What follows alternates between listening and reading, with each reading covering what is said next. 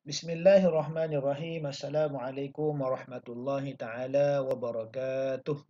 Alhamdulillahi rabbil alamin wassalatu wassalamu ala asyrafil mursalin wa ala alihi wa sahbihi ajma'in. Alhamdulillah, murid-murid dirahmati Allah sekalian, kita bertemu lagi dalam sesi pembelajaran PDPR kita kali ini di bawah tajuk bab yang ke-18, bersuci asas kehidupan. Murid-murid boleh menyemak dalam buku teks, merujuk dalam buku teks pada muka surat 101 hingga 105. Baiklah murid-murid rahmatullah sekalian, kita teruskan pembelajaran kita pada pagi ini dengan maksud dan hukum taharah. Okay. Setiap umat Islam yang ingin melaksanakan ibadah solat dan tawaf disyaratkan suci daripada hadas dan bersih daripada sebarang najis pada badan, pakaian dan tempat ibadah. Baiklah murid-murid rahmatullah sekalian, hukum taharah adalah wajib. Ingat, wajib. Okay. Maksud taharah ialah dari segi bahasa suci dan bersih. Dari segi istilah syarak pula, taharah ialah suci dan bersih daripada najis atau hadas. Najis dan hadas itu lebih kurang saja. Baiklah murid-murid dirahmati Allah sekalian, kita teruskan lagi. Dalil Allah Subhanahu wa taala memerintahkan kita supaya bertaharah ataupun bersuci. A'udzu billahi minasyaitonir rajim. Innallaha yuhibbut tawwabina wa yuhibbul mutatahhirin. Surah Al-Baqarah ayat 222. Terjemahan, sesungguhnya Allah Subhanahu wa taala suka kepada orang yang banyak bertaubat dan membersihkan diri. Nah, situ ada perkataan taharah, yaitu mutatahhirin. Baiklah murid-murid rahmatullah sekalian, taharah ini terbahagi kepada dua, yaitu taharah yang mengangkat hadas dan taharah yang kita menyucikan najis. Mengangkat hadas ialah hadas kecil dan juga hadas besar. Hadas kecil ialah berwuduk. Kita taharah kita dengan cara berwuduk dan tayamum. Manakala yang besar pula kita tambah dengan mandi. Hadas besar ini contoh keluar air mani. Hadas kecil ini murid-murid jangan keliru. Hadas kecil ini air kencing kita dan juga berak kita. Jangan faham yang besar tu air berak pula. Air berak pula. Buang air besar bukan. Yang hadas kecil ialah hadas kencing kita dan juga kita punya berak lah, sedang cerita. Yang besar ialah seperti haid, keluar air mani, begitu. Wiladah bagi yang nifas bagi yang bersalin.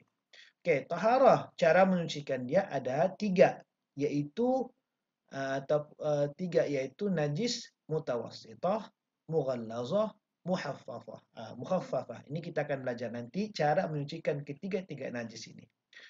Baiklah murid-murid, kita teruskan lagi. Alat bersuci. Kita bersuci guna apa? Yang pertama sekali air. Ada tiga jenis air, tanah, batu atau benda kesat.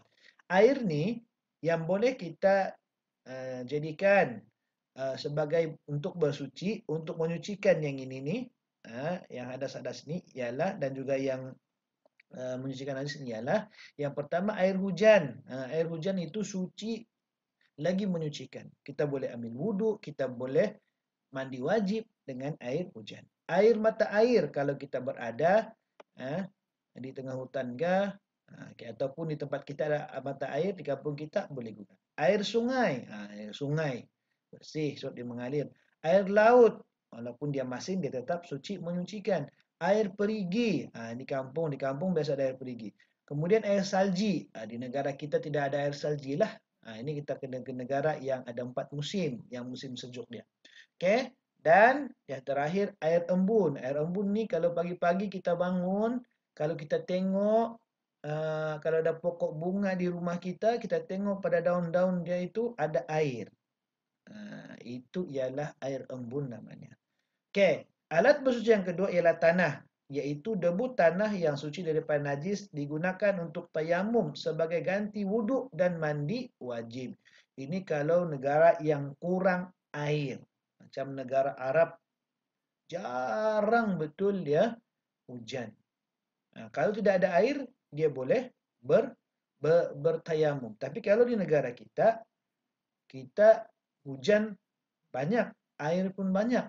Jadi tayamum digunakan tidak digunakan secara selalulah. Ada perkara-perkara yang kita guna untuk tayamum. Tapi kita di negara kita, terutama di kampung kita, di negeri kita, kita banyak ada air. Air cukup mencukupi untuk kita bersuci. Okey, seterusnya batu atau benda kesat. Batu yang suci boleh digunakan untuk bersinjak selain air. Alat lain adalah benda kesat seperti tisu, kertas dan daun. Daun kering, daun yang sudah kering. Kalau daun yang masih hidup tidak kesat, dia licin. Jadi dia tidak boleh jadi alat bersuci. Okey.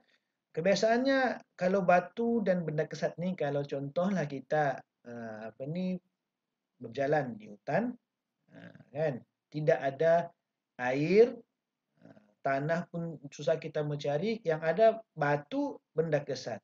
Boleh kita guna untuk bersuci. Baiklah murid-murid, kita teruskan lagi. Jenis, ini jenis air. Ini jenis air. Ada 4 jenis air di sini, air mutlak, air musta'mal, air musyammas, dan air mutanajis. Okey, kita tengok pengertian air mutlak. Air yang suci dan belum diguna untuk bersuci. Macam air pipe, kan? Macam yang air mutlak tadi itu termasuklah yang ini tadi. Air hujan. Ini semua air mutlak nama dia ni. Air hujan, air mata air, sungai, air laut, perigi, salji, dan embun, ini adalah air mutlak nama dia. Okey, ya.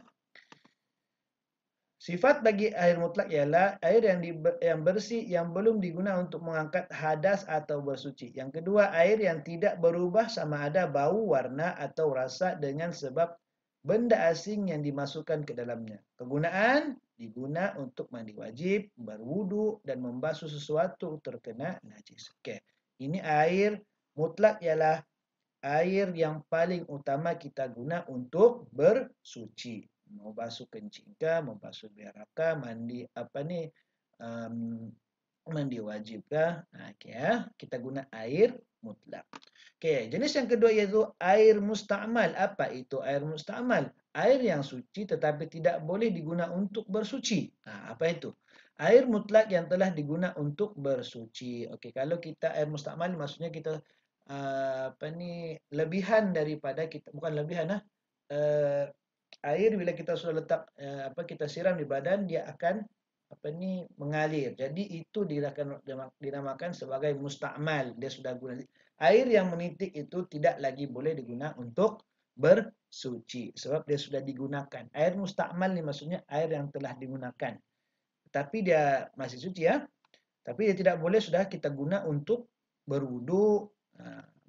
Okey, itu berwudu ataupun mandi wajib. Boleh diminum atau digunakan untuk perkara yang tidak berkaitan dengan mengangkat hadas atau bersuci. Ini tapi dia boleh masih bersih, ya. Masih dia boleh guna untuk perkara yang lain.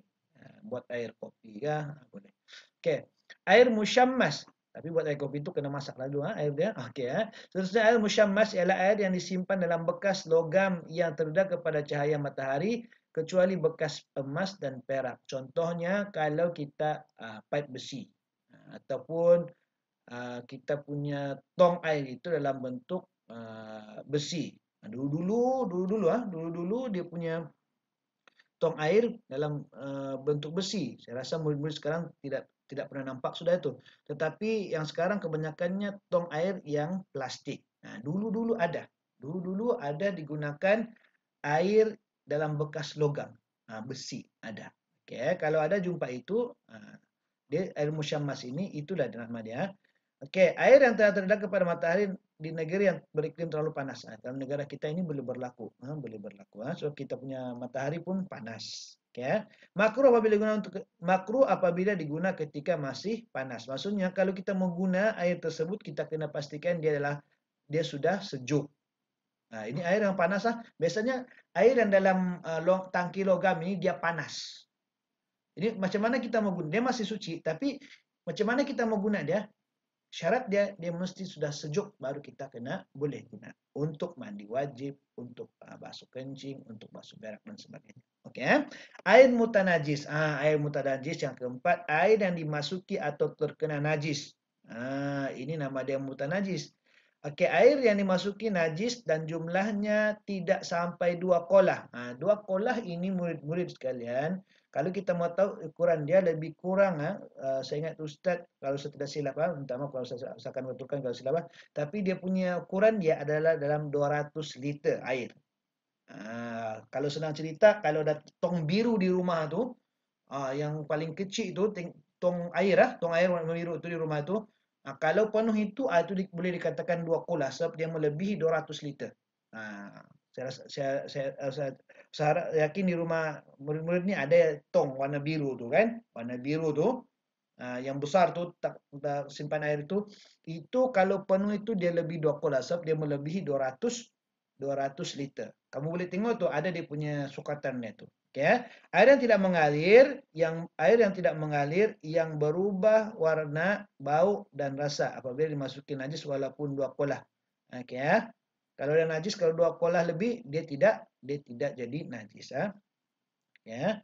Tidak sah bersuci dengannya dan tidak boleh diminum. Ini kalau inilah itu dia punya air mutanajis kena berhati-hatilah. Okay, ya.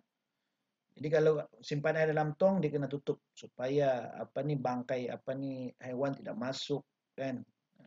Bangkai bila dia masuk dia mati jadi najis.